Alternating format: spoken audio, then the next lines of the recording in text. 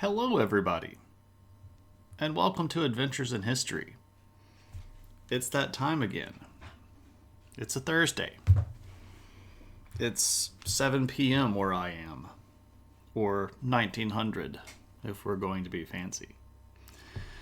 How are you all? Uncle Bill got here first. Teacher's pet, front of the class.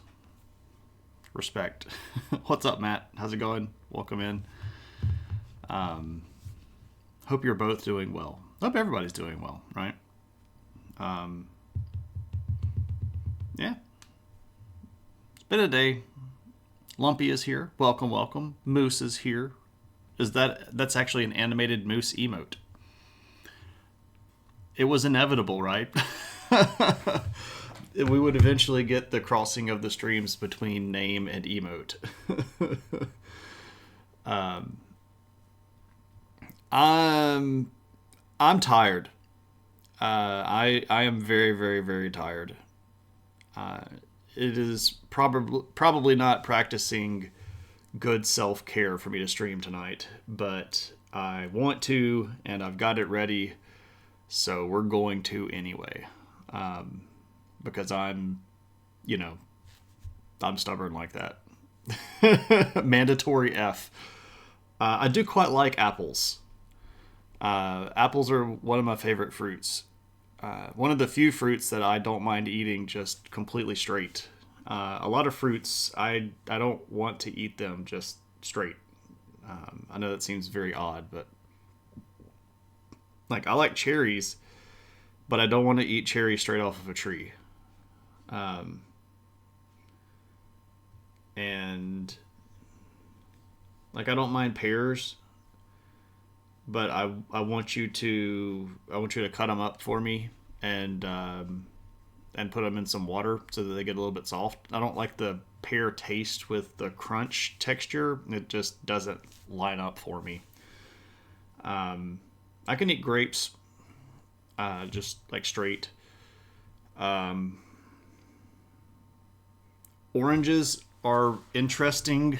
I don't like the pulp. It gets stuck in my teeth, and I know that's blasphemy to some people because they just absolutely love the pulpy stuff. My wife would rather be able to eat her orange juice with a spoon, right? I don't care for it very much. So I like oranges, and I don't mind drinking fresh orange juice. I just don't want all of the stuff. What up, Cliff? How's it going? We're right now talking about my weird approaches to fruit, mostly because I'm tangenting early on. My brain is unfiltered right now. It's been a long couple of days. We had a short week this week, but short weeks always equal big pains in the rear end because it's a whole week's worth of stuff shoved down into fewer days. And I knew that going into it, and I prepared the Tuesday stream early. I should have done this stream early as well, but I also wanted to enjoy my time off and not have to prep stream stuff. So I did one stream, but not two. And that left me today with way too much to do.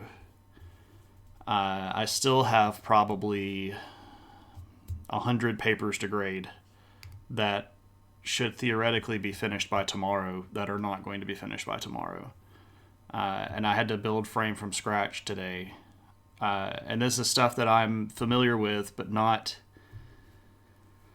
super familiar with. So I was pulling books off the shelf to remind myself of specific dates and things like that, which means that stream prep took longer than it should have, on top of not having enough time to grade stuff, and the emails are about to start blowing up because it's about to be the time where you don't get penalized for dropping. And when that happens, the students always get panicky because they have to decide whether or not they're going to stay in class or drop. Right? Just say hi and go back to it. I don't grade at home. I don't work at home. It's not my thing. I am at home. This is home stuff. Work is at work, and work stays at work. There is a very strong and very firm boundary there. I do not grade papers at home. People talk about falling in rabbit holes, but I kind of like getting lost on the trails between the holes. Yeah, I feel you. When you find that really deep thread that runs across things, and you're like, this is fascinating. I feel that.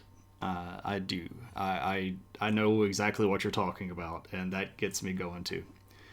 Well, I mean, I didn't prep as much as I normally would, so it might be a short stream, but who knows what's going to happen when I get into this stuff, because I tangent off like mad. I think everybody knows that by now. You just had a very sweet apple. What kind was it? I like Golden Delicious apples are quite good. Pink Lady apples are pretty good. What's the one that's the R? Red apple. I don't know. Anyway, the standard bourbon, but it was strangely sweet. Interesting. I mean, hey, you run into the good stuff every now and then. James Burke style, right? All right. So we're talking tonight about a period of time in American civilizations, specifically in Mesoamerica and Andean civilizations, that is referred to as early post-classical. And you're like, what the crap does that even mean? How can you be early post something, right? It's not a very well named historical period. But the post-classical period also includes the height of a lot of cultures, which is kind of weird, because you would think like, well, classical period should be like when they're at their best, right? That's not the case in Mesoamerica or in South America, and it's very weird. Our nomenclature for things is just sometimes very silly. So you have early post-classical when things are sort of shifting around, and then you have late post-classical when stuff blows up. It's like the height of the Aztec Empire is technically late post-classical Mexico. And you're like, but it's the stuff. It's the cool stuff, right? But you know what I mean. It's just second breakfast in reverse. What up, Viper? How's it going, man? So, we're talking about early post-classical. And that time frame is about 900 to about 1200. But we've already talked about the stuff that happened between 900 and 1000 last time we were here. So we're basically going to be looking again at the 1100s and the 1200s, sort of like we've been doing for the majority of this cycle. And we're going to be looking at two areas here in Mesoamerica, and then we'll go down to South America and talk about what's going on down there for a little bit. But we do need to make some general statements. If we were going to be asked to write an essay about early post-classical Mesoamerica, what would we say? Well, we would say things like, there's a period of deurbanization where cities that used to be really, really big end up depopulating completely.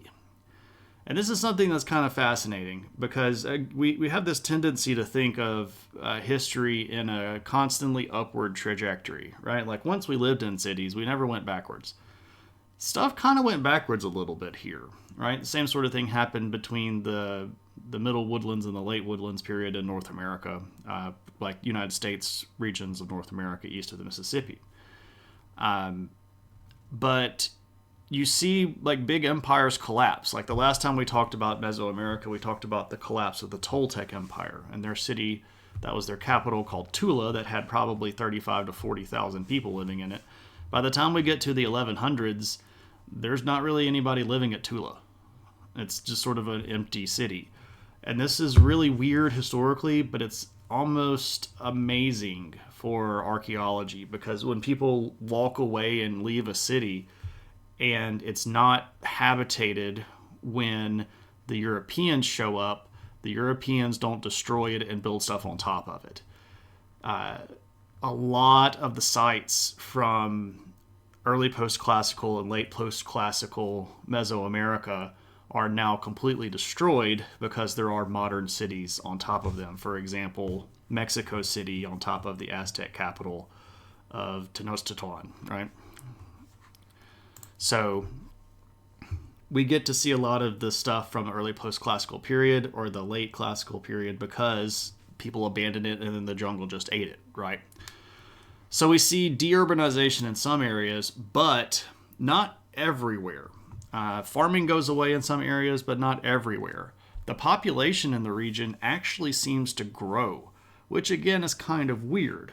You wouldn't necessarily think, oh, we're moving out of cities and our population is going to skyrocket when we go back to being semi-nomads. That doesn't line up or doesn't really jive with the sort of expected cultural models that we use. But what ends up happening is that we have really big population shifts, and regions that used to have lots and lots of people will be abandoned and you'll not find any farming evidence there at all. But if you go 3 or 4 valleys over or 100 kilometers over the side of this mountain, you're going to start finding new centers of habitation. And this is going to be interesting for a few reasons, because the biggest thing that kind of comes out of this is a new mix of ethnic identities. And a lot of the trouble that we have, and we had, especially prior to the advent of DNA technology, is trying to figure out where a lot of these Native American tribes came from and where they went, right? We are unraveling some of that with DNA evidence from skeletons that we've unearthed and living people and things like that. But we know that there's sort of an explosion of culture that happens around here. We start seeing evidence of new languages, we start seeing new physical culture, and we're sort of trying to figure out where all of this stuff is coming from.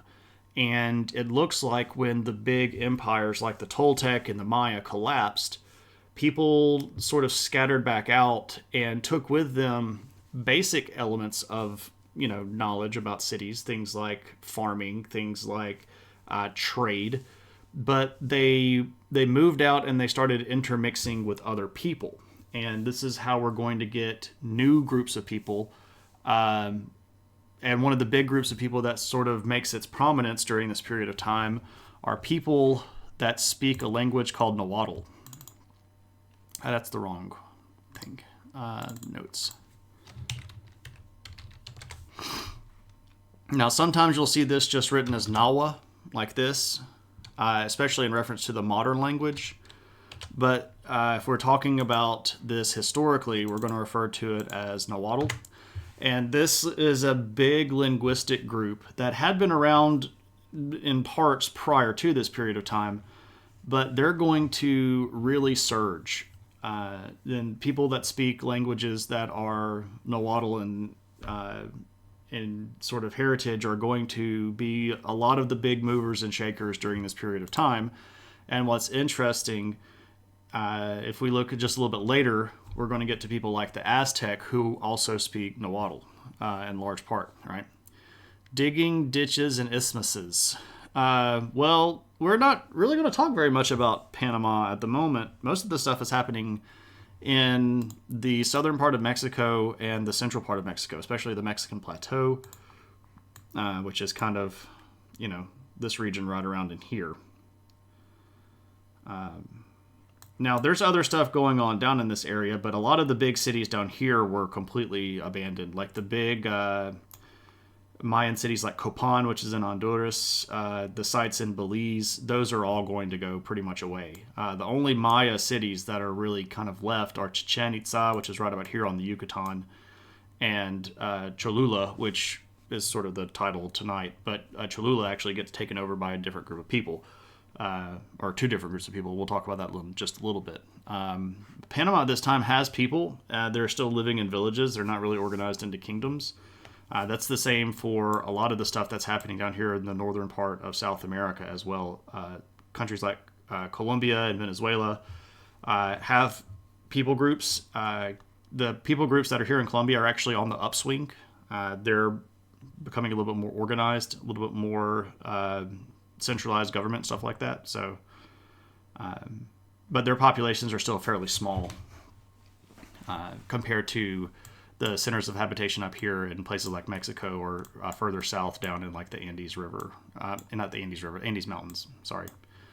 But anyway, these Nahuatl speakers are going to start popping up a lot of places, and they're going to be one of the bigger and more important people groups of this time period.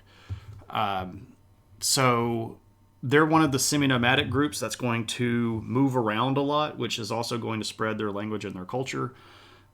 This is also going to be the beginning of a lot of, well, basically scuffles and fights. As people move around, they're going to try to claim more stuff. They're going to try to put down roots, and they're going to try to establish sort of their own territory. And one of the kind of hallmarks of early post-classical Mesoamerica is warrior stuff. We're going to start seeing advances in technology. This is eventually going to, well, it originally starts with stuff like tools, especially metalworking, right? You start seeing a group, we'll talk about this a little bit later. You start seeing people that make stuff like axes, or you start seeing people that make tools like fish hooks out of metal. But that very quickly translates into, oh, we can also use this to make weapons. Now, there's still a lot of other usage, and the biggest bottleneck here that keeps this entire region from sort of blowing up into a full-born metal armor, sort of metal weapons, metal helmet kind of thing, is that there's a bottleneck on supply. The heavy metals that would be used for a lot of this stuff, like iron, are not super readily available. You get a lot more stuff like silver and gold, and that's going to be a big deal. You get copper stuff that they actually do start making into alloys during this period of time to strengthen it up, but it's still not going to really be what we might call good old-fashioned war stuff. So most of the metal work is going to be retained to smaller implements like hooks and axe heads and bells for decoration and stuff like that. And I'll show you a picture of this stuff here in just a second. What's up, Allie? How's it going? So we're fighting a lot during this period. We've got a lot of people moving around, which means that there are people moving into other people's territory, which of course means that there's going to be fighting a lot.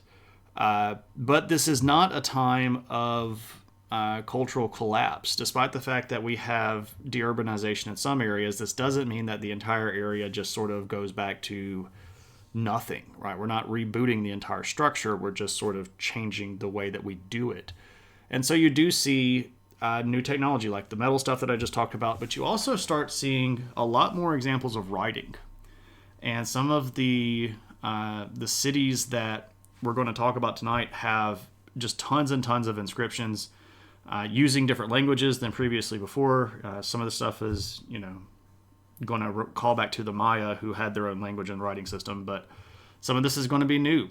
And one of the interesting things about this period is that we actually do have a lot of written texts from this period that we can read. And one of the reasons why I'm sort of discussing this in a bit of a zoomed out way is that if we dug into it, we would be in there for a long time. We could probably do 3 or 4 streams just on individual cities in Mesoamerica, but that's going to bog us down. If you're interested in this stuff, this would be great viewer request material. Like pick a city from the early post-classical period, and let's go through their history with all of their cool named rulers, right? Like one god, one lord, and stuff like that. So interesting stuff, lots of writing. We see a shift in government models. So the cities that are going to start up new during this period of time or change culturally during this time are going to start moving away from theocracy.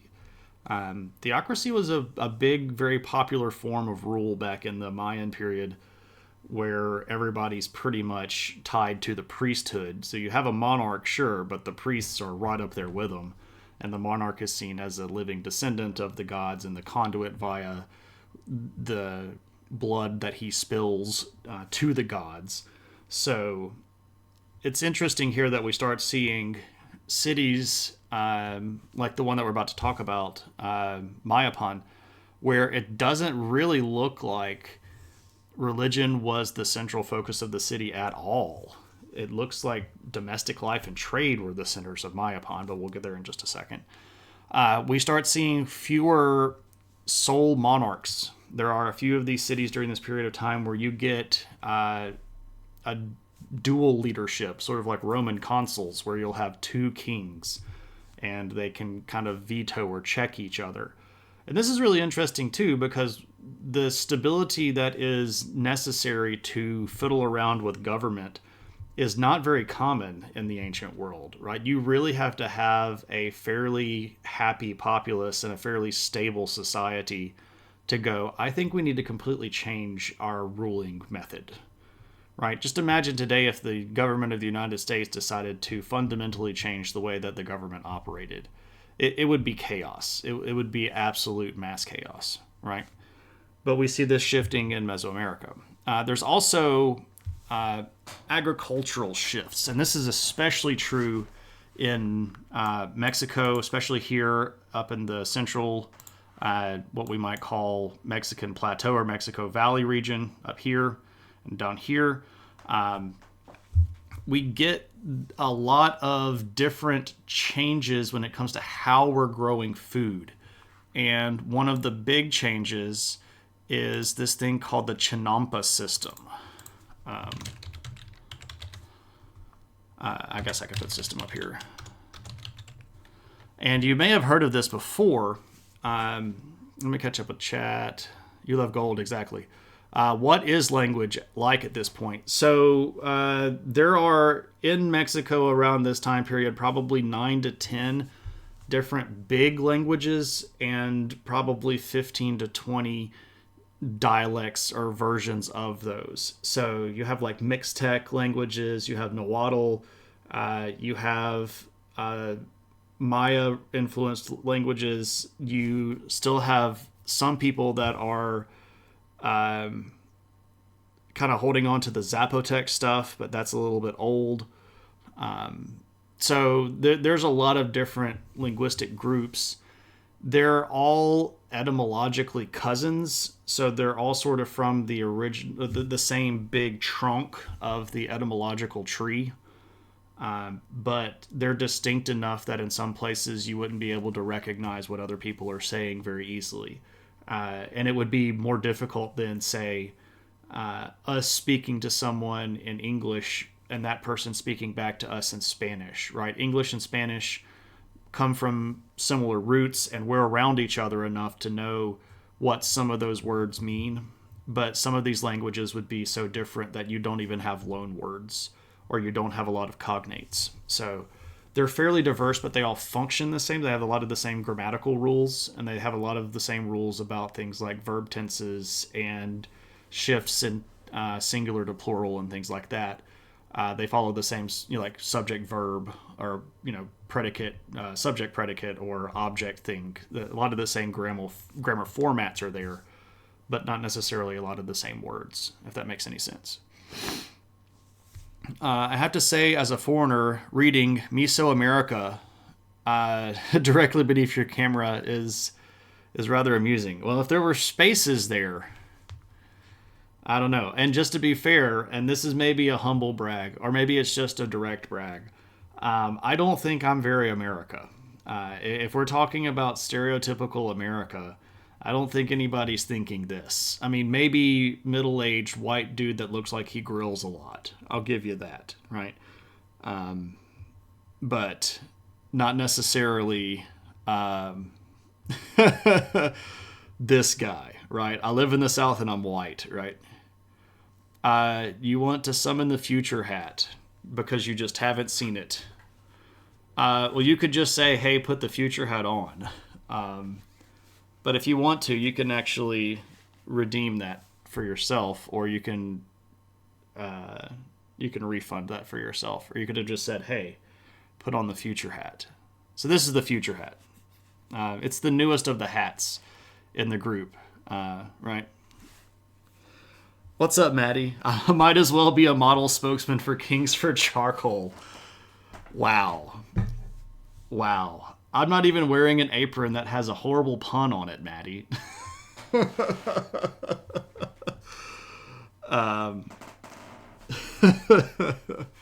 You have 125,000 points. You're good. I need to build something for us to dump points into. I need to come up with a group stream concept. I just don't know what I'll do. Maybe we'll do another all pictures thing.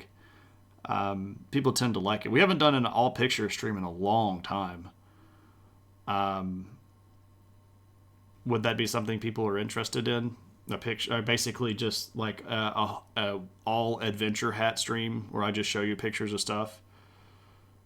No, this so I've done 2 streams in the past where all I've done is just pulled up pictures of places that I've been to, and the whole stream is just us talking about places that I've been to.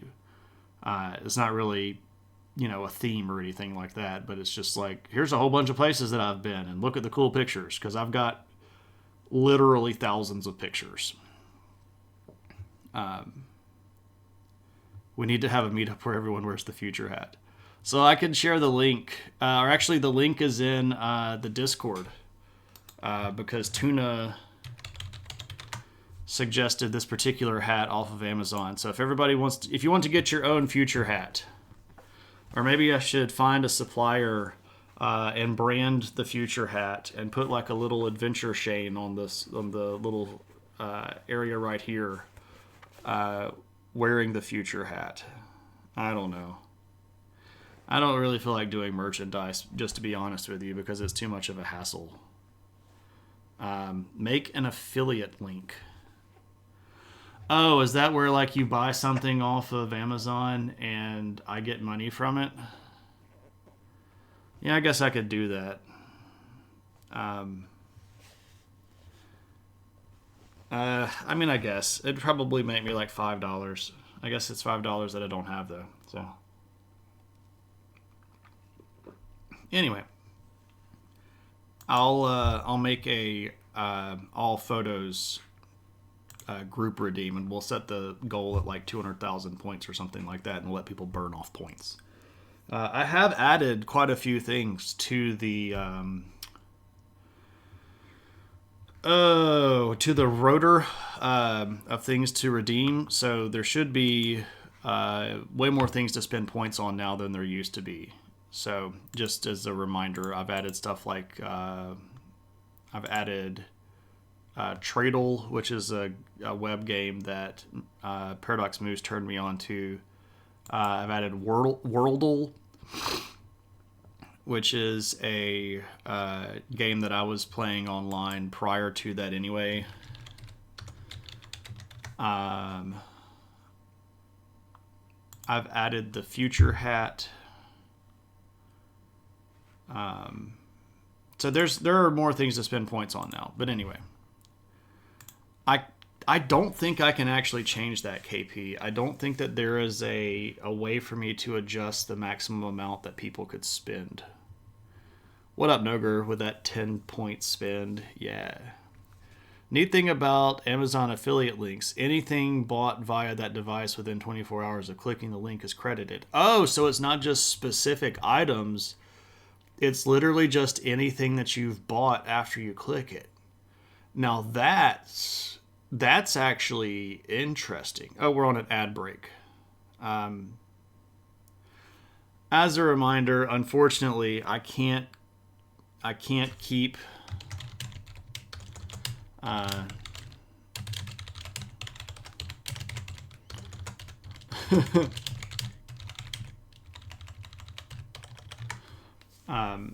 can't keep ads from playing anymore. Amazon has made it impossible for me to stream without playing ads. Yeah, Uncle Bill, basically all I said was, oh. That actually makes it much more appealing to make one of those, if it's whatever you buy, not just what I link specifically. I mean, if you all buy stuff off Amazon and you want to throw a bow in my direction, I'm not going to argue with it. But let's talk about the Chinampa system, because that's what we're supposed to be talking about. This is something developed during this period of time. But even me saying that is somewhat... There are a lot of people that argue about when this showed up. Some people say that it didn't show up until the Aztec were the Aztec, but I think they're full of crap. I don't think the Aztec invented this after they became a dominant power. I think that this existed and they used it to become a dominant power. But this is a farming system.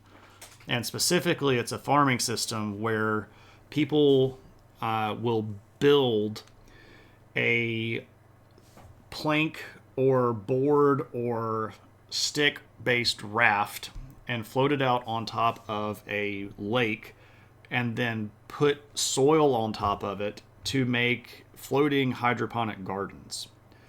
And this is something that just absolutely blows up the amount of food that people are going to be able to grow. There's a specific researcher that has done a lot of hypothetical speculation on exactly how effective these could be, and he does a lot of like practical archaeology stuff where he actually grew crops on land and grew them in the soil that would have been similar to the soil of this region, and then grew stuff on Chinampa that would have been similar to the situation that the people there used. And his hypothesis is that Chinampa systems would produce almost 100% more food than growing it straight out of the dirt. So that's pretty effective when it comes to creating a surplus of food. David, thank you so much for taking time out of your incredibly busy schedule to grace lowly me with your stream presence. What's going on, man? Even they said they did it based on random idea stealing than how to do it, right? So no, you're good. You're good. Basically, what we're getting at here is people figured out how to grow a lot more food without having to clear forest. Now, they did slash and burn agriculture, right? But that's not as effective time-wise as building platforms. And what's really interesting about this is that the Chinampa system is actually somewhat drought resistant, because even if it doesn't rain and your crops just end up on the dirt, they're still growing in the dirt that's at the bottom of the lake, which is naturally going to be more fertile than just land out on the shore because of all of the stuff like bird poop and fish poop and decayed matter down there. So it's still going to be a big deal. What's the most threatening stuff to the Chinampa system is more rain than they can handle. And one of the things that they had to end up doing in this region in general, and this isn't just like one group of people, this is sort of all over the place, is build these incredibly complex systems of canals and dikes and channels and locks to control water flow, because they wanted to keep these lakes up and keep the Chinampas floating, but they also needed to figure out ways to release water if there was a big storm that came through. Because if the levees broke or the dams broke and all of your Chinampa floated off into the jungle, that's your food floating off into the jungle, right? You have to go then fetch them back, and if they flip over, you've lost everything that's on top of them, the good fertile soil that's on top of them. You have to start from scratch. So it's a pretty interesting system, and I think it's really ingenious, because one of the things that happens a lot in this region is the soil gets to be very rocky because of stuff like, tectonic plates, and you end up with mountains and things like that, or you end up with soil that's rather sandy and it's not necessarily the best for growing crops, or you find places that don't have a lot of access to water. I considered Get to the Chinampa as a title for the night, but it has too many syllables to roll off the tongue well. But Matt, we think along the same lines, my friend. I considered that one for a little bit, but I came up with Cholula Oblongatta, which is to me just kind of like hee hee hee hee. So if it makes me giggle, that's what we end up going with. So all of this stuff is happening in general during this period of time. But there are a couple of places where things are going specifically really, really well. And one of those places is a city called Mayapan. And I can show you that if I get my junk together. This is a panorama of the current state of Mayapan as it's been excavated. And it's fairly excavated. This is most of the city center, and a lot of the stuff this is actually up on top of one of the big temples, sort of looking back across the city. Behind this, there is a lot of residential area that has been excavated. But this is a pretty big city. Mayapan had probably somewhere close to 20,000 people living in it. But this is an interesting sort of city, mostly because of the design. We see a couple of temples here. We see this guy right here, and then this guy right here. But they're not necessarily super big compared to the rest of the structures. They're not massive. They're not overblown in proportion. And the sprawl of the city itself is a lot bigger than a lot of other places. So one of the potential interpretations of the layout of this city is that they had religion, and religion was part of it, but that the religion was not the central focus of the city itself. That domestic life was sort of the big thing to do here, because there are lots of houses. And houses of lots of different types of social classes. You had people from lower class all the way up to the rich people, of course. But you also see stuff like animal enclosures, and they don't have a lot of big streets. So one of the things that is sort of a hallmark of Mayan cities, and even older cities that aren't Maya, like Teotihuacan, you have these big boulevards that are laid out ahead of time, and they align with things like astrological events, so that you can, catch the sun and do all that stuff. But the city here just seems to be sort of added on. There's lots of little lanes. You'll see kind of little neighborhoods sometimes where you'll have several small houses, but they'll all face a central courtyard. So it's sort of like not a duplex, but like a little community where you have 5 or 6 families and they're all sharing a central courtyard that's grassy or might have animal enclosure in it or something like that. So another really interesting thing here is that it doesn't have a ball court. And this is a cause for a lot of speculation. A lot of people are like, oh, well, it's because they're not fully Mayan. They're people that used to be part of the Maya group. This city right here is only about 100 kilometers from Chichen Itza, which is one of like the biggest remaining cities that were still trying to be basically Maya population.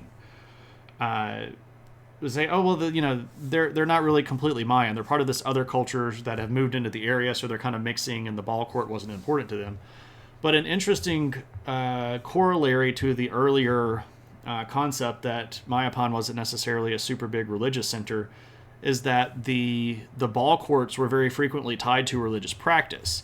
So you have probably heard of the whole, we're going to go play Mayan court ball, where you get the ball through the hoop and the people that lose are going to get sacrificed to the gods.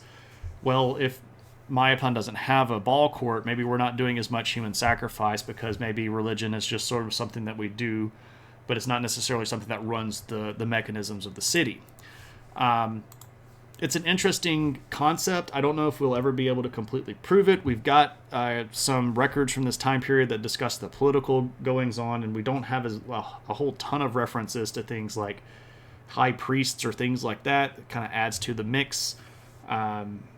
But we do have this really elaborate system of trade that stretched all the way from the central heartland of Mexico all the way over to the Gulf of Mexico. And things are moving through this city. They realized the healthy athletes could be better used for things like lifting stuff or farming. Maybe so. Maybe we shouldn't kill all of the healthy, strapping young lads. Maybe we should keep them around for things like, making the city work. But Mayapan is also going to be interesting because it's one of the places where metalwork really starts taking off quite a bit. And I have this, I pulled this out of a paper, so it's a bit odd looking as an image, but it's pretty cool. We see a lot of different pieces of metalwork that were excavated at Mayapan. And one of the things that's really, really common are these metal bells. So these would have had either a stone or maybe a pea or a little metal piece inside of them that would, of course, made the ringing sound. But they come in all different sizes, and they're pretty cool. Having them stringed like this is a bit of a recreation. It's a hypothesis that this would have been strung around in a bracelet or a necklace kind of thing. This is probably the case. We don't necessarily see these in positions where they may have hung from the clothes, but to be fair, a lot of the clothing has rotted away because of the high level of humidity and moisture in the region. We don't necessarily find a lot of leftover clothing. So if it was made out of plant material or animal material, it probably rotted and left behind just bones. And that leaves us with, trying to figure out how these would have been arranged. But we also see these little tiny little bells. But we also see stuff like this. Good old-fashioned axe head. This is made out of metal. We have metal fish hooks.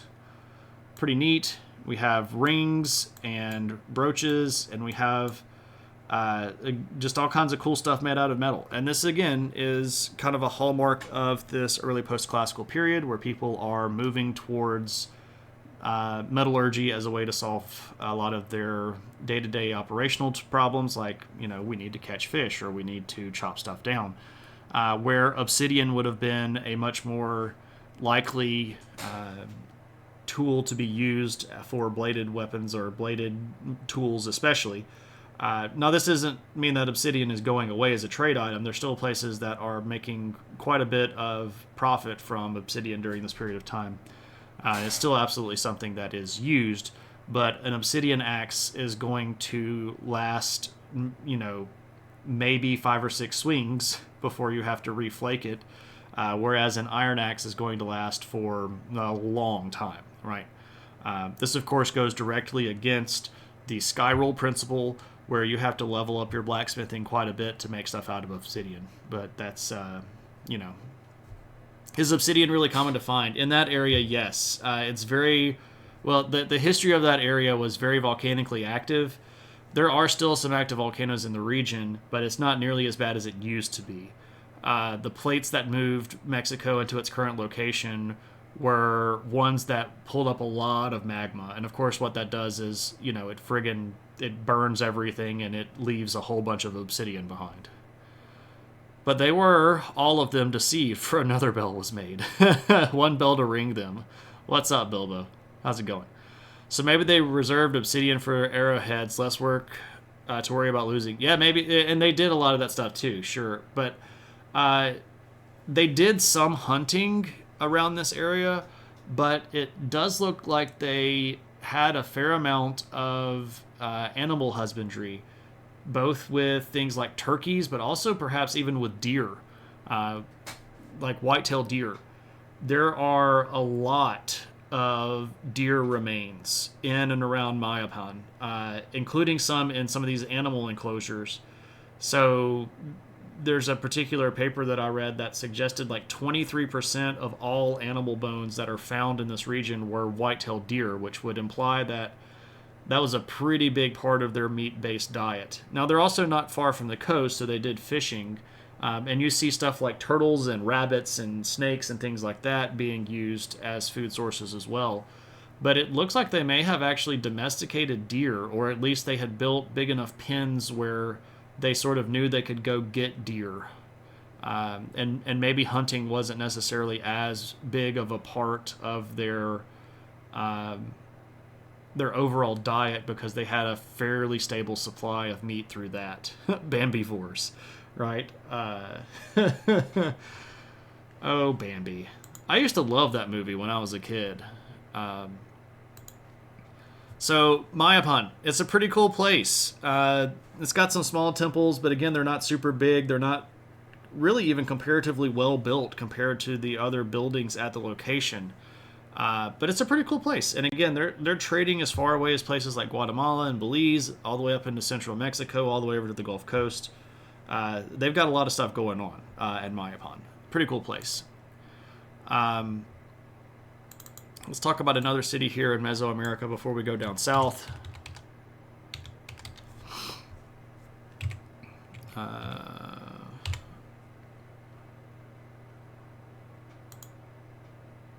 I can't spell. No, it doesn't have an O right there. It's just like that. Cholula. Yes, duh. Okay, anyway.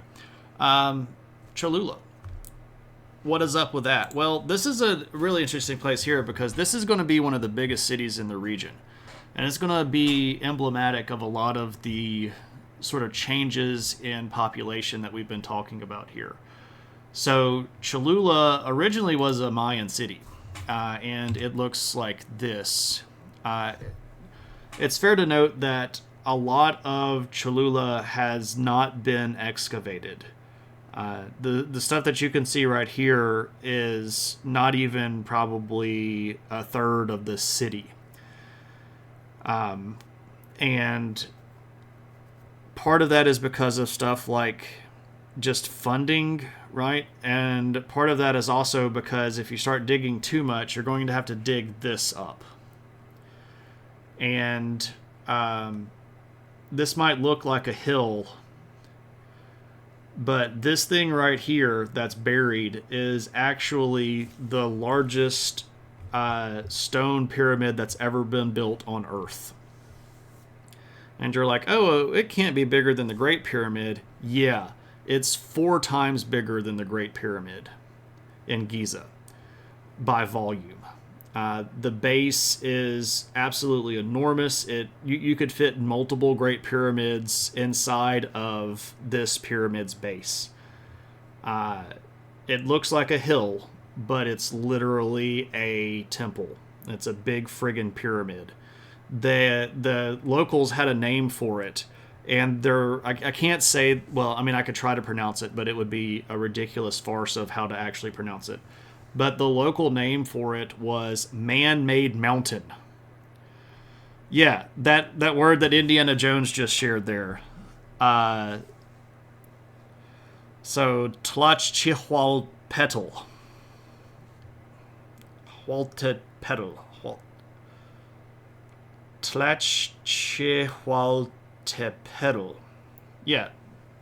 Thanks, Indiana Jones, for trying to make me say that word. You didn't make me say that word, but as it was presented, I felt like I needed to honor the effort involved. Taco Bell, Cholula are great. You know. Yeah, so this thing is absolutely huge. Now, to be very, very clear here, the pyramid itself was built well before the time period that we're discussing. And it was not something that was even particularly active during this period of time. It was already there and mostly overgrown by the time that we would have been talking. But, and obviously there's a church on top of it now because, why not build a church on top of a giant pagan temple? That idea has never been done before, right?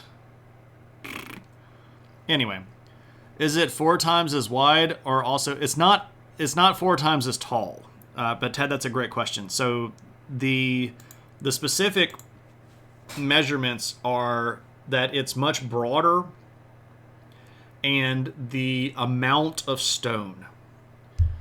So if you take the weight of all of the stones of the Great Pyramid, the weight of all the stones in the man-made mountain at Cholula is about 4 times as much by volume. But it's not 4 times taller. The pyramids in Mexico tend to be broader and squatter than the pointy stuff, but it's a big old honking thing. Modern archaeology has rebuilt part of one of the walkways.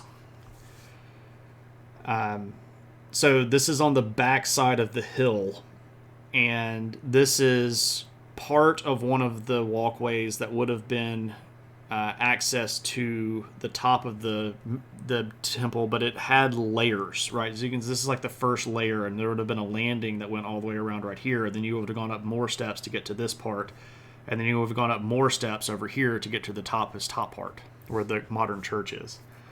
And you can tell that this is modern recreation. Some of this stuff is pretty old, but you can tell like these stones right here are all modern cut stones. Some of this stuff is more ancient, but you can tell where it's been patched and propped back up with modern stuff. But this is the way that it would have looked, based on our best interpretation of the existing parts of it that have been excavated. But about 90% of this thing is still under the dirt. Imagine the Home Depot receipt. Yeah, it would have been a big Home Depot receipt, right? Anyway, so Cholula, what's up with that? Why are we talking about it now? So if it's not a Mayan city, what city was it? Well, it gets taken over. It gets taken over by the one group called the Chicayanca, and this is about 1,000 to 1,100 or so. And this group was originally, like if we followed them back, related to the Olmecs, some of the oldest people that had sedentary civilization in Mesoamerica. They're the people that made the big heads. But they, the Chicayanca, get conquered by another group called the Chichimeca about 1200. And what's really interesting here about the Chichimeca is that they have undergone a lot of really interesting rehabilitation. Part of this has to do with misunderstanding between native peoples and the Spanish. So when the Spanish showed up and conquered a lot of the region in Mexico, one of the things that they tried to do very ineffectively and with a ton of bias was record some of the history of Mesoamerica. So they talked to a lot of the native people and tried to ask them questions about the past. So we're getting filtered information via time, but we're also getting filtered information via cultural bias. So Chichimeca, I guess I could put it up here, the group. So Chichimeca, if we translate this from their native language to English, it would, or to even Spanish, it basically would translate to the race of dogs. And if you were an Aztec referring to the Chichimeca and you called them the race of dogs, and then the Spanish go, well, what kind of people are they? And they go, and the Aztecs would say, oh, they're horrible, warlike people up in the north, and they don't really live in cities, and they're uncivilized. The Spanish people are going to be like, oh, so you're calling them dogs and they're uncivilized. We know about that. They're barbarians. And the Aztecs are like, what is a barbarian? And they're like, people that show up and raid your cities and then run away with your stuff. And Aztecs are like, yes, they're barbarians. There's so much cultural misunderstanding happening in that particular exchange. But for a long time, when historians are reading about Chichimeca people, they're thinking about them as uncivilized barbarians that are nomadic and running around in the jungle causing trouble for everybody. But that's not really the actual case for a big chunk of them. Sure, there were a lot of people at this time period that had forsaken sedentary lifestyle and moved back to semi-nomadism or even full nomadism. But some of these people settled down in cities. So the Chichimeca, specifically a group that's referred to as Toltec Chichimeca, are going to take over Cholula in about 1200. And they're going to basically turn this into a capital city, and they're going to blow it up population-wise. And what's really interesting here is that Cholula was a Mayan city, and it had a big population under the Mayans, but it's going to have its political and population height under the Chichimeca when it gets up to somewhere between 35. I've seen estimates as 35 as high as 60,000 people living in Cholula, which is tens of thousands of more people than would have lived there under the Maya. So obviously the Chichimeca aren't barbarians. They're people that are moving around a lot. But what's really interesting specifically about this particular group and the reference as Toltec Chichimeca, is that when we include the Toltec in here, the Toltec had just collapsed, right? By about 1100, there weren't really any more Toltec cities. But what it seems like happened, and we've even got some imagery data from this, and I couldn't find pictures of it to save my life. I know they've been published, but I could not find the paper in time. If I'd had 3 or 4 more hours of prep, I probably could have. But we will see these pictures where we have Chichimeca people, and there's this weird guy that's dressed a little bit different, and he's doing things like showing them how to farm, or he's showing them how to write. And what the modern, or the most modern hypothesis is that it's trying to rehabilitate this sort of historical slander against the Chichimeca, is that the Toltec, when they left their cities, kind of blended in with the Chichimeca, and because the Toltec had knowledge about things like advanced agricultural practices, writing, stonework, masonry stuff, they blended in with the Chichimeca and showed them how to do stuff, which is why some of the Chichimeca decided that they wanted to settle down in cities, because they're like, that sounds freaking amazing.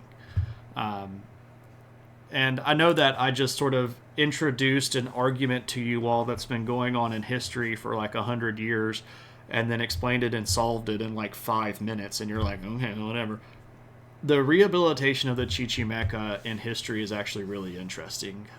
There's a lot of, even today, weird colonial bias against doing a lot of Mesoamerican history, especially pre-European Mesoamerican history. And a lot of the archaeologists that were doing Mesoamerican archaeology were European people or American people that were white, that were interpreting a lot of the sites through that cultural bias. But now there are a lot more Mesoamerican archaeologists that are actually directly involved in doing research of their own people. And this is what's uncovering a lot of this existing stuff like archaeological bias, interpretation bias, textual critique bias, that kind of stuff.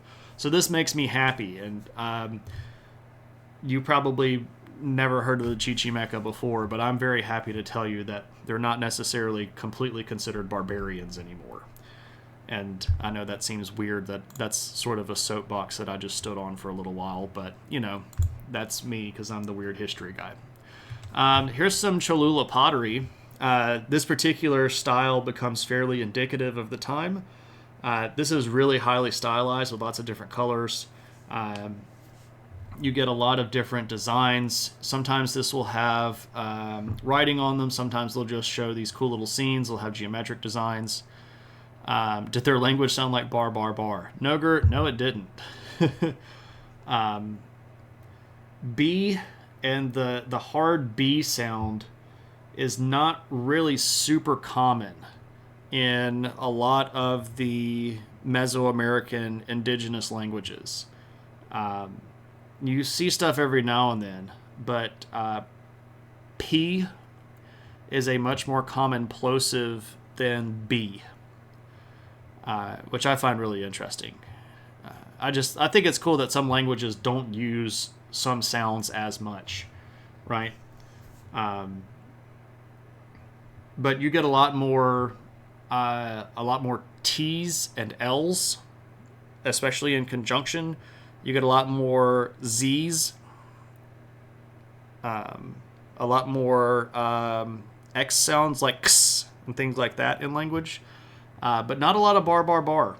I actually can't think of a word right now in any of my knowledge about this time period that has a B even in it. And again, that doesn't mean that that they don't exist. It just means that I don't know of them. So I'm not trying to make some sort of authoritative statement. I'm just telling you the limits of my knowledge, right? This is why a mic doesn't have a Bob filter, exactly, because Bob isn't as plosive as P is, right? Oh, good times. So let's take a little trip down to the Andes.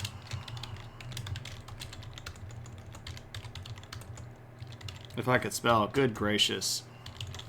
There we go, Andean cultures, woo!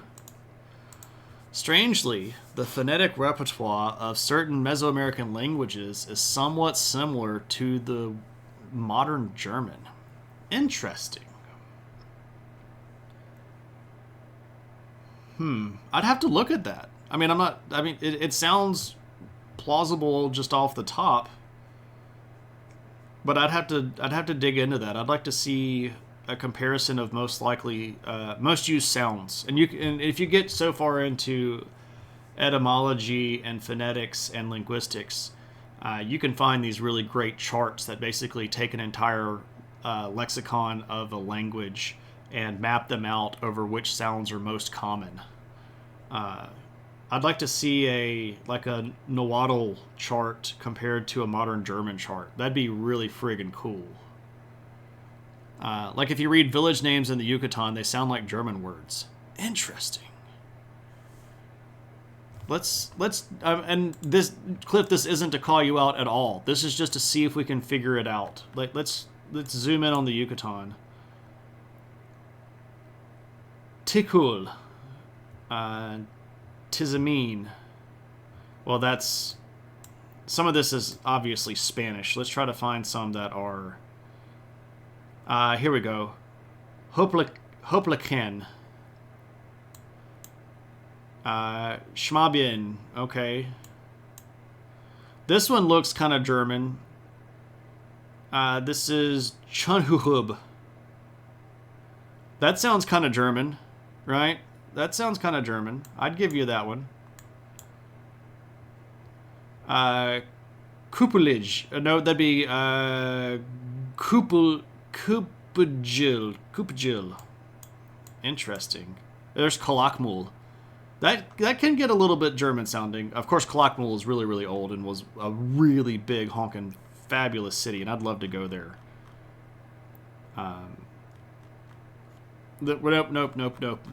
Kalakmul at this point is dead, and we're not going to go back and resurrect it so that I could look at cool pictures from space. So... Hopoken, yeah, see, that does sound really German. That is true. That is true. That's an interesting combination that I've never seen put together like that before. But that's pretty cool. Convergent evolution, right? Next thing you'll be telling me is that there's another version of a crab over there, right? That's the stream info. I'm clicking the wrong buttons here. Notes. How about you go away? All right. So what's going on in the Andean cultures? Because we've had a whole bunch of stuff going on down here, and I don't know if Lumpy is still around, but I hope so, because we're about to talk about a group that he's going to get potentially tickled over. General statements about what's going on in the Andean cultures. Again, we have a reorganization of powers. We're going to have fewer big empires, and we're going to have more smaller localized kingdoms. But we are also going to still see steady population growth during this period of time, and we're going to see expansions of technology, just like we would up in Mesoamerica. Specifically here, though, we're going to be looking at some new styles of pottery, specifically artistic styles and baking styles that make them a little bit more durable. But we're also going to see interesting things like the advent of the quipu, which we have talked about extensively on previous streams. This is what would go on to be the Inca knot-based writing style. Well, it's hypothesized that it's a writing style. It's probably some sort of record-keeping style, but you have strings and you make specific types of knots in them, and this is designed to potentially store information over periods of time. Cities in the Andean region are not typically going to be as big as they are in Mesoamerica during this period of time, and we're going to lose our two big empires that we've been talking about for a while now. The Wari, who used to be situated right around here, and the Tiwanaku, who were a little bit further south down here. Both of those groups are going to end up basically dissolving from the inside out. And allegedly, the Maya word for stare is Achtung. Interesting. I don't know enough words to say one way or the other. I'd have to look that up. So we've got some stuff going on. We've got some reorganization. We've got some new ideas. We've got some new players on the team. And one of the new groups is the Aymaras. Up.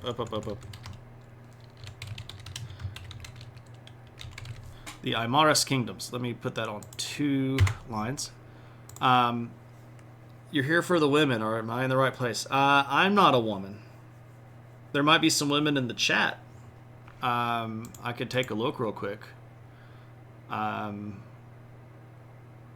Maybe some of these people might be women. I don't know. If you're a single lady and you're looking for some internet companionship, I think Big Tuna Neil might be open for a chat. You'll take what you can get. I'm taken. I'm very happily taken. Were there women in ancient Mesoamerica? I think so. The population growth would seem to indicate that there were indeed women. So, let's look at the kingdoms of the Aymaras. And this is unfortunately a very poor-looking map, but it's the one that I could find. It's not a good map. I know. But it's what we have. But what we can see here is that there are several of these small little groups that are kind of claiming territory and lumping on top of each other and basically being all over each other. And this is sort of right there in the bend of South America. If we go back over here to the actual map, what we're looking at is this region right here, where our Aymaras kingdoms are going to pop up. So what's up with them? There are about a dozen of them or so, and they're going to be little bitty kingdoms. They're not going to be super big kingdoms, but they do have some level of bureaucracy. It does appear that they have magistrates and bureaucrats and things like that. Some of their words for local bureaucratic leaders are going to end up making their way into the Inca vocabulary. So they've got some stuff going on, but it's not really like these big sprawling kingdoms that are going to have, tons and tons of operations. They're probably going to have one central city and then perhaps a couple of smaller allied cities. But what's interesting here is that they have a very limited area of influence, because some of these people are going to control like maybe one valley. So one valley, we've got both sides of the valley and the floor of the valley, but that's our entire little kingdom, right? We live inside of our boundaries and we don't go to the other side of the mountain. If we go to the other side of the mountain, there's another little kingdom over there, and we might be friends with them today, but we might also not be friends with them tomorrow. And what's really interesting here is that they are not all going to be the same ethnic group, even though they are still living mostly the same sort of physical culture lifestyle.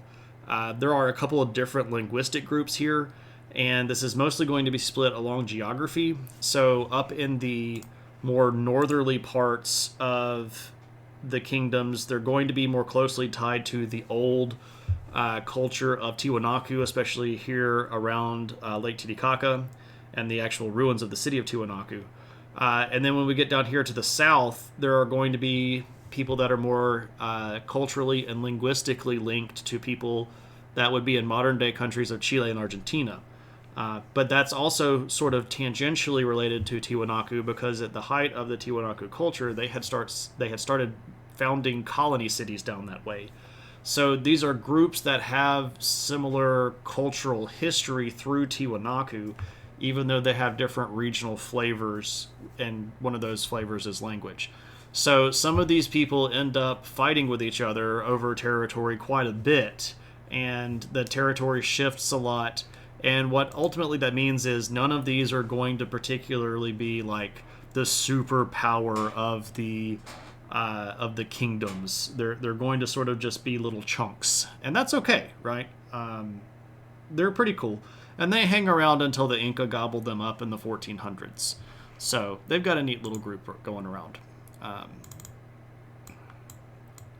Now this one I think Lumpy is going to get excited about.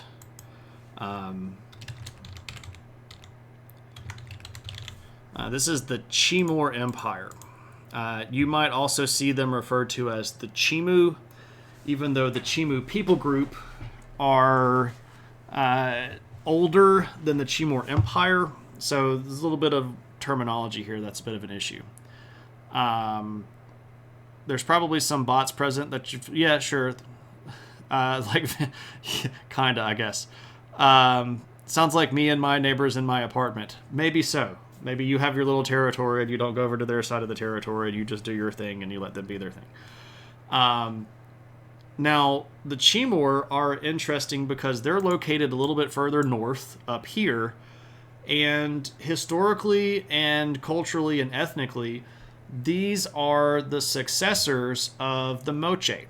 Now, if you were with us many, many streams ago, you will perhaps remember the Moche as a pretty neat people group that lived up here in this region back in the earlier centuries, like the 400s, 500s, 600s or so AD. And the Moche then sort of got absorbed into the larger Wari group. But when the Wari fall apart, those people regain some of their independence and they go on to kind of make this new group called the Timur. If you are interested, if they do some of the same style artwork, the answer is yes. And if you are interested in Googling Timur explicit pottery, you might find some more things that are a little bit worth giggling over that I can't share on stream because it's, well, let's just say you can't show it on stream, right? But Timor are pretty cool. They have this big capital city at a place called Chan Chan, which is pretty neat. Chan Chan is the largest mud brick city in all of the Americas. And it looks like this. And you can still go visit it today. What's unfortunate about Cham Cham is that it's very, very, very exposed. And it's a UNESCO World Heritage Site, but it's also one of the most threatened UNESCO heritage sites because it's all mud brick, it's all sitting out in the open, and what happens to mud brick when it gets rained on? Well, you can already see that things start eroding. But you can still go see this, and you can walk down the aisles and stuff like that. It's got this really cool wall that runs all the way around it with these neat little statues. But this wall is very, very tall, by the way, probably twice as tall as a regular-sized tall man. Lots of cool stuff, though, at Chan Chan. This is in modern-day Peru. So you can go visit this if you want to. City like that needs a living population just to maintain it. Exactly, Uncle Bill. Exactly. And that's one of the biggest reasons why it's falling apart now, because it's just a tourist thing and it's sort of sitting out there in the elements. Imagine making a first contact with the Moche and you sit in a room waiting for the leader with shelves full of that pottery. Well, you know.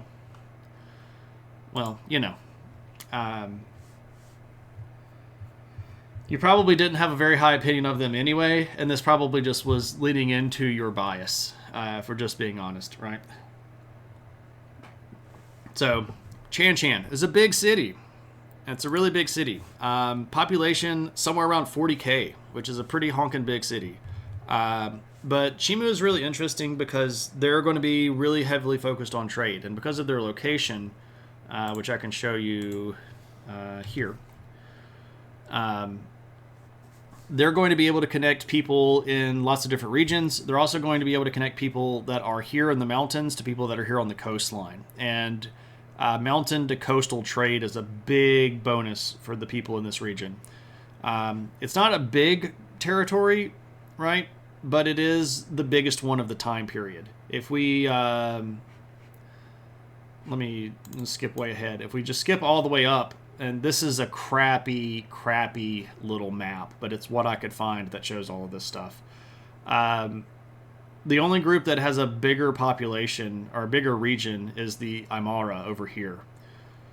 So here's the Aymara in this pink, and then here are the Chimor in the purple. And then we've got lots of these little small groups. And the only other one that we're going to talk about tonight is this little bitty purple one right here, or fuchsia, I guess, because that's the kingdom of Cusco. Oh, I do have this to show you. So the Chimor are still good at making pottery, and making pottery that has depictions of life. So this is a vase that has two birds, and the birds are styled as handles. So it's like a long-necked water bird with a bill. But this particular black pottery style is very, very indicative of Chimu pottery across the board. A lot of their stuff is black with white detail like this. But this is because of different firing techniques that made the clay more durable and stuff like that. So, and also glazes and things like that. So you'll take well-made pottery any day. Maybe we should revert to mud brick. Think of all of the jobs. Yeah, that's like instant employment for a lot of people. I don't think a lot of people would rush to be bricklayers, though.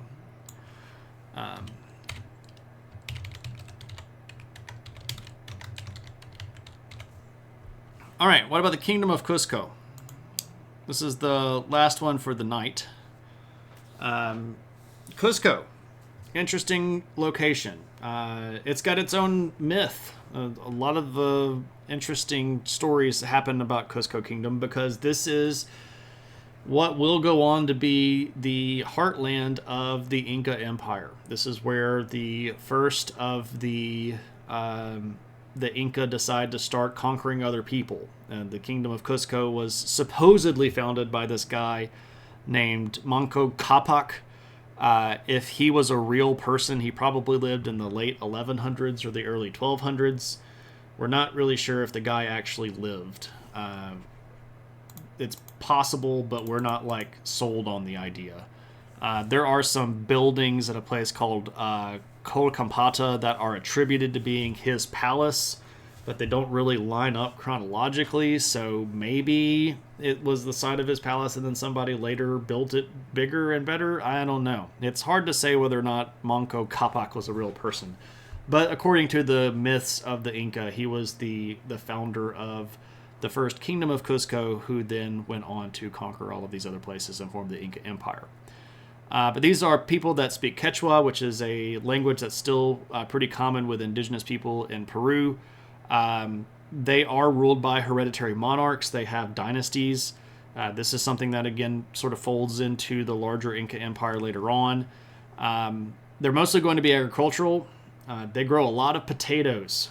I know that we have some very interesting appreciation for potatoes in the stream. So they grow a lot of potatoes. It's one of their staple crops. But they also have animal husbandry. They do stuff with, llamas and alpacas and stuff like that. But the Kingdom of Cusco at this time is being founded and is still fairly small. But I felt like it was important to say because next time we come back around, we will want to pick up with them at their height as they are actually putting all of the Inca Empire together in the 1400s. We won't be going completely back over the Inca Empire next time around because we've already done a viewer request stream specifically on the Inca and covered them for about 2 hours. So we'll be doing an overview. We're mostly going to be, not next stream, but next phase when we roll back around the globe and get to the Americas again. We're mostly going to be focusing on the Aztec in this region because it's going to be their sort of time to shine, if you will. But we'll come back and mention the Inca because they are important. We'll just sort of throw them in a little bit at the end as a reminder of what's going on. But there we go. So taters, what's taters, precious? Yep. Let's see what we got here. The poison, right? Poison for Cusco, right? Not that Cusco. Our economy has deeper problems. The peeps working all day to repair homes still wouldn't be able to afford homes of their own. Probably so, Uncle Bill. Probably so. I'm guessing it's a members-only civilization with huge variety of items, including bulk. No, that's Costco. Costco, Viper. But I got your joke. Cliff is a potato. There we go. Right. The term edible husbandry always makes me giggle. You picture a formal wedding between llamas and tuxedos. I can see that, Lumpy. If a llama wore a tie, would they wear it here or would they wear it here? I think that's a fair question to ask.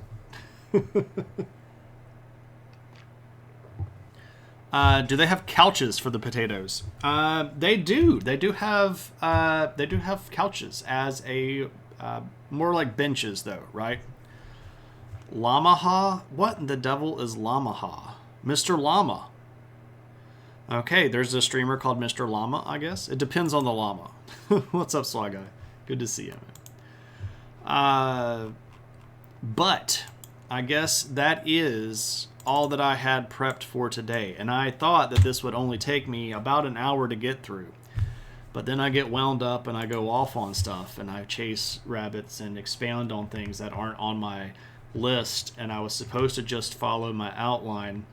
And I ended up adding a whole bunch of stuff to it, but that's kind of what I do, and it ended up taking an hour and 20 minutes, so alas. The whole thing was that I'm really tired, and I didn't necessarily want to stream super long. But everybody knows that I can't shut my mouth when it comes to talking about history, and if there's cool stuff to say, I'm going to try to say it, right? That being said, if we have any questions about this material, I would be happy to answer. Or if anybody wants to redeem channel points, that would be cool to do as well. But specifically, I need to check the list and see if any of the people that are on the list are here. JMR Killer, are you here? I've been trying to play HD2 for like the last hour. Antivirus uninstalls and the anti-cheat. Oh no, so I have to reinstall with the antivirus off. Ugh. I mean, you just expounded at length about your tendency to go on at length. I know, Cave Geek, I know. JMR Killer, are you here? If not, Retheus, are you here? These are the people on my list to redeem buy your own adventures.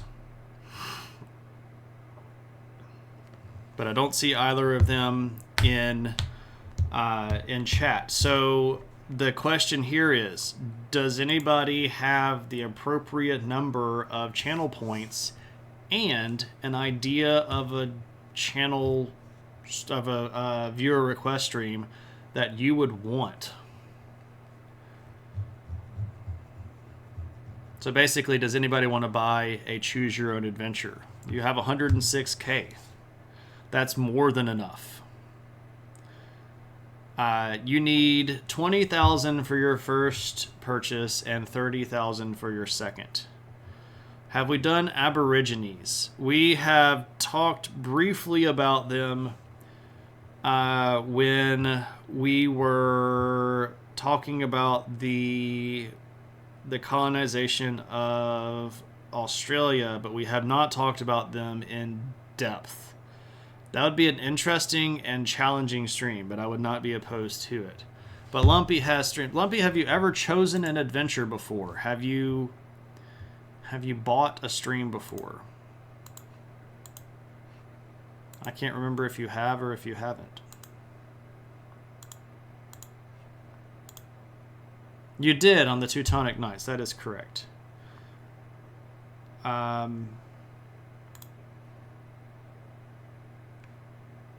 Oh, it's 10,000 and 20,000. Okay, anyway. All right, Lumpy. It is open. Lumpy, you may redeem. And Tad will go on the list for somebody that I'm going to call out next time it's time to buy one. So, there we go. Beep, beep, beep. And Allie, your 10K will buy you one.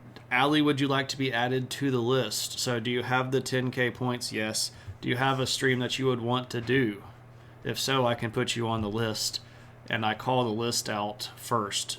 And technically, yeah, you'd be right after Tad. So add me to the list. Allie is going on the list. Allie is on the list. But you always get random ideas. That's fine, you know. So Viper wants to be on the list. Okay, Viper wants to be on the list. Viper is on the list. Okay, now we've got like 6 people on the list, or five people on the list. There we go.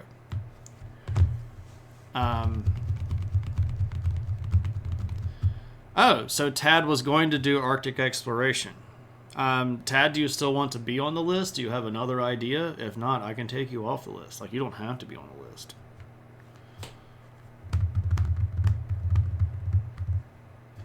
I mean, they're your points. You could spend them on whatever you want.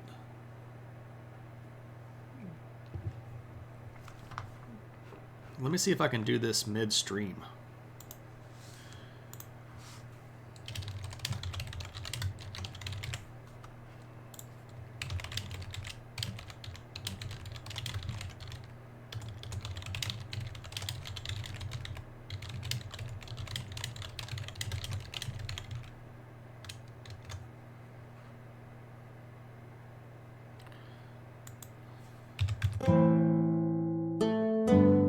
I don't know what that was.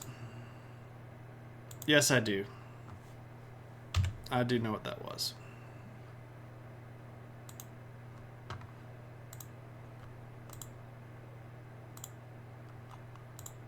And I've just created a community goal for an all photo stream. So you should be able to see donate to that at as a point redemption. So if you want to, you can donate towards that.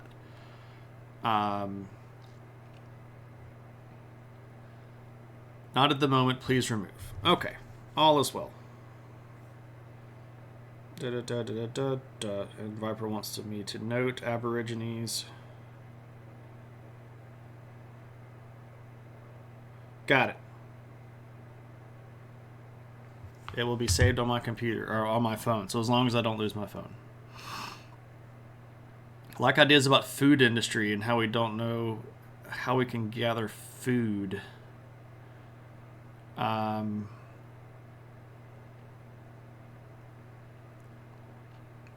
mean, we could talk about foraging techniques, but that would be a weird stream, and I might want to just grab Cave and let him talk about that.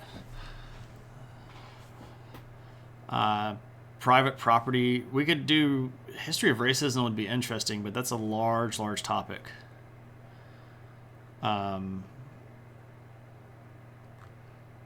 Conservation. We could probably do history of conservation. Oh, those two ideas were combined. Okay. Well, I might get my wife on because she's becoming an expert forager. She got some mushrooms out of the backyard a couple of weeks ago and made tea out of them. So, and she didn't die. So that's a thumbs up, right? Okay, so something got redeemed a minute ago. Let me go back to Stream Manager and see what that was. What's in the news? What's in the news? And I get to pick what's in the news. I'm going to be real honest. I have not read very much news today. I was just completely blasted with work today, and I haven't had the opportunity to look at the news. So I don't really know what's in the news. Let me, well, here, we can do this together. Web.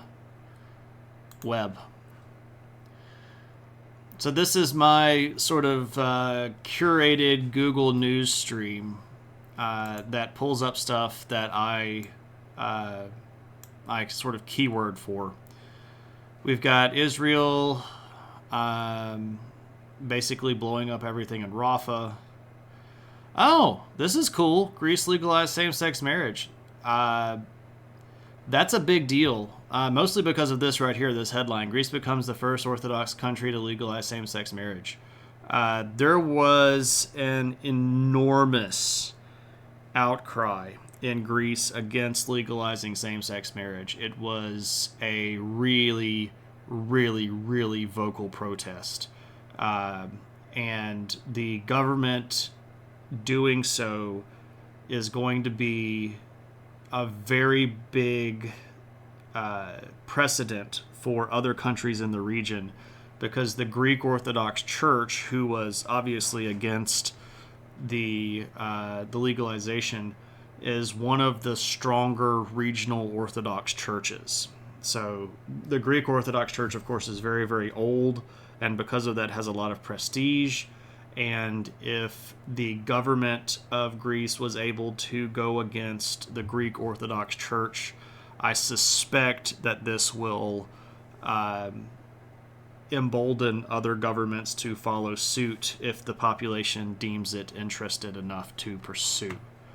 So that's interesting news there. Where's my chat? Can I find my chat? Or do I have to go back to this? Okay. So there's what's in the news. That was pretty cool.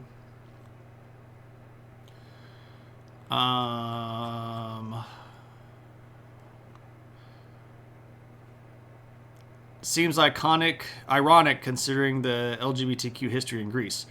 Well, the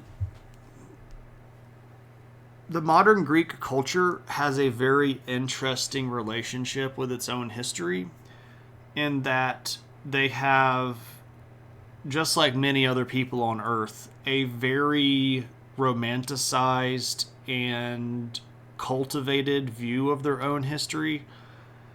I don't know if I've ever been to another country that has as much. Well, I don't know, maybe Turkey.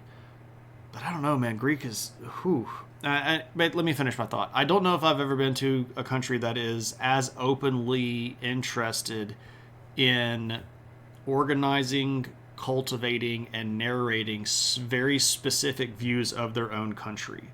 And I know that America does this too, right? I live in the South, where there is an entire cultivated narrative of this grand Southern experiment and the war of Northern aggression and the lost cause of the Confederacy. So I'm steeped in biased bullcrap interpretations of history,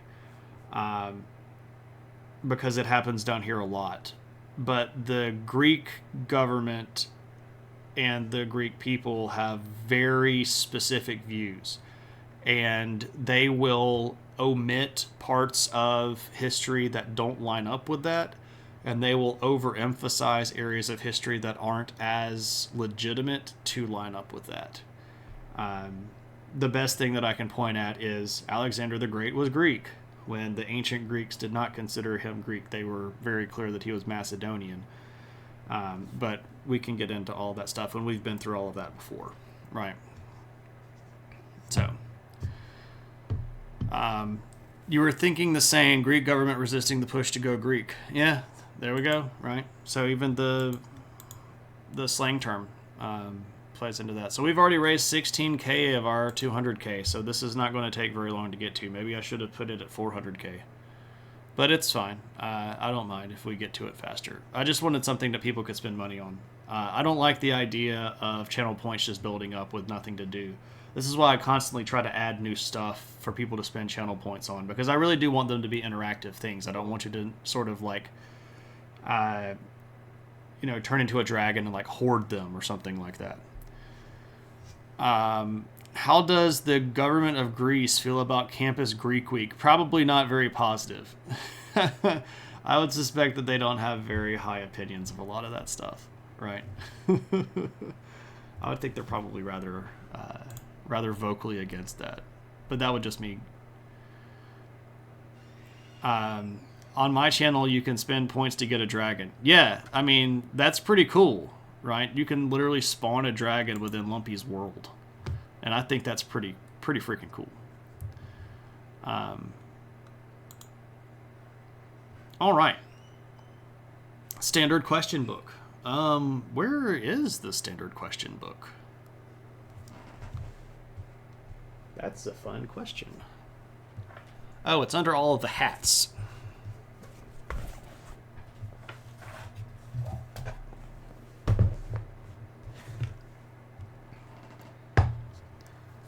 This is the standard question book and home study outlines.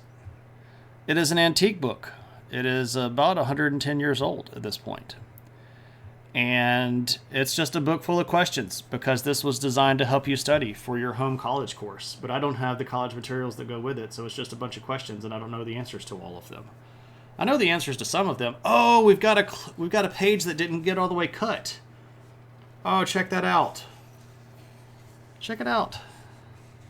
In the process of binding, this little guy didn't get cut. And it's remained that way for 110 years. So we're going to take a question off of this uncut page, but I'm going to be very delicate with it. So the question here is, how early is Antwerp mentioned in history? And the answer is, I don't know. I don't know the earliest reference to Antwerp, but we do have a puppy here. So if we want to go to Puppy Cam and come over here, we can see a puppy. Hey, come over here. Come over here. It's a puppy.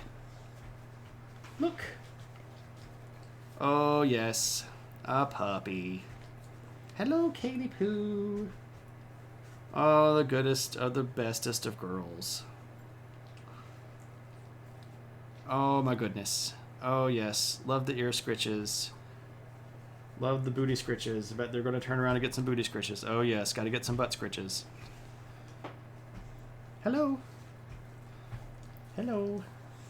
I'm going to tilt over this way. You want to look right here? Hey, look right here. No.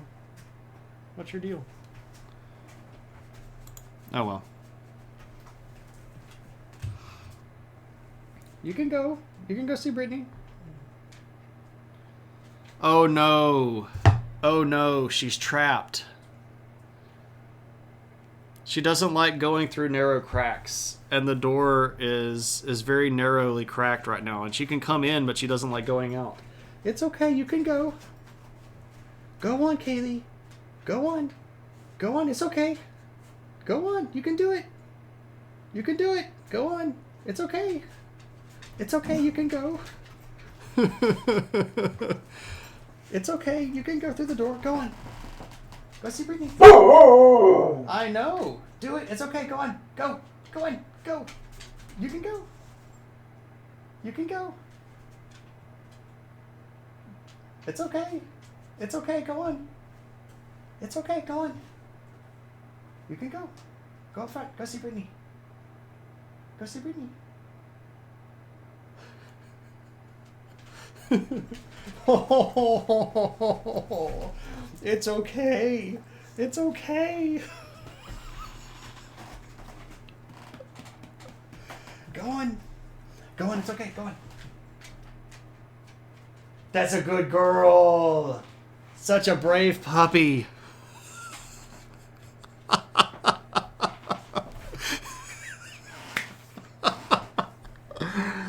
Oh, man. Oh, man. She doesn't like going through narrow spaces.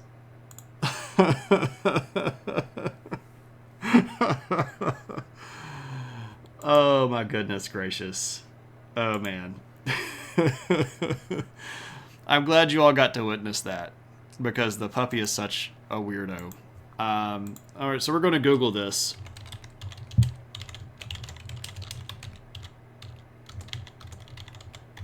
Oldest reference to Antwerp. Gallo-Roman settlement in the center of Antwerp. The oldest mention of the name Andropervis in a written source is about 700. From about 150 to about 250 to 270, there's a Gallo-Roman settlement at the center of Antwerp. About 700, the oldest mention of the name Andropervis in a written source is the Vita Elgii. Well, there you go. There you go. About 700. So, thanks, Standard Question Book, for teaching me that. All right, well, that was fun. I gained 2 viewers when the puppy was in here.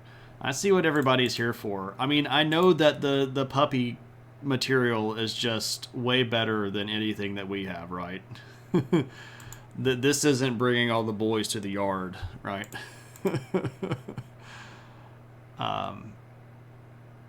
All right.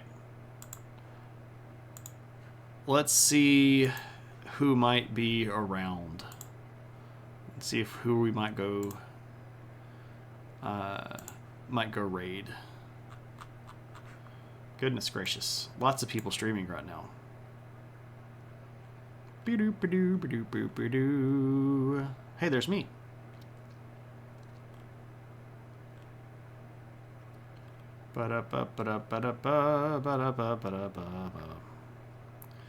I wonder if this person is still streaming. Yes, so I've been told, specifically by, I think, Uncle Bill, that I need to raid Skylius, because Skylius is a fellow Lord of the Rings / Tolkien fan.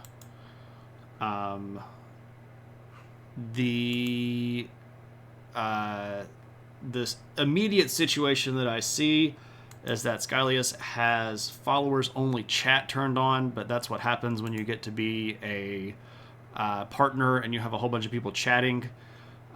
So we will go do the raidy raid, but I don't know how many people are going to be able to talk if you are not already following Skylius. But as Skylius is a fellow TKF, do the needful.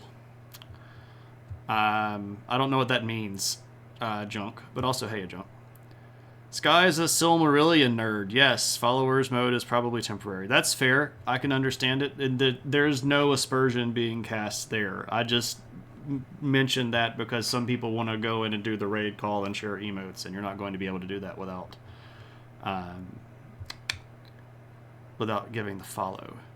Have I ever encountered someone who is at your level of knowledge / enthusiasm for Lord of the Rings? Yes, one other person. And that other person is Cave Geek's landlord, who I would actually put ahead of me in Lord of the Rings knowledge. And also in enthusiasm. But I would say that if I had as much disposable income and as much time as he had, I would probably catch up. Do not take. I don't know what that means. Do not give? Do not take? I don't know. But Mr. Jim is a big Lord of the Rings fan. He and I organized the Who is Tom Bombadil panel that we were both on at DragonCon last year.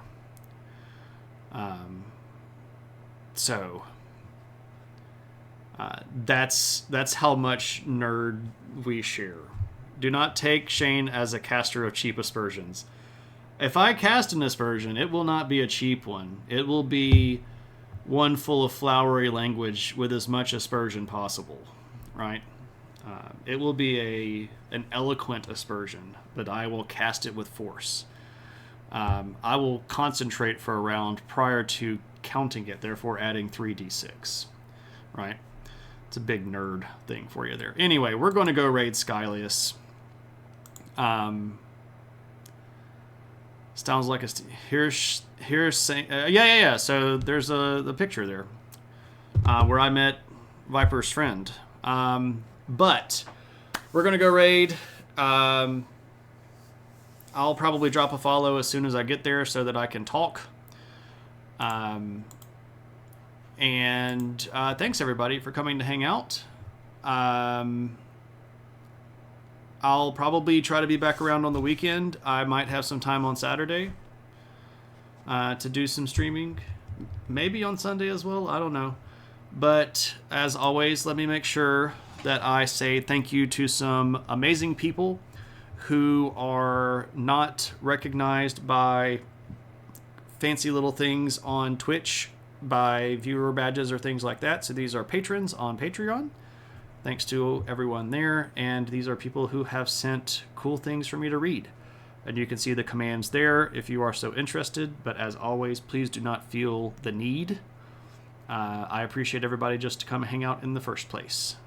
But take it easy, everybody. Thanks so much for hanging out. And I'll see you next time.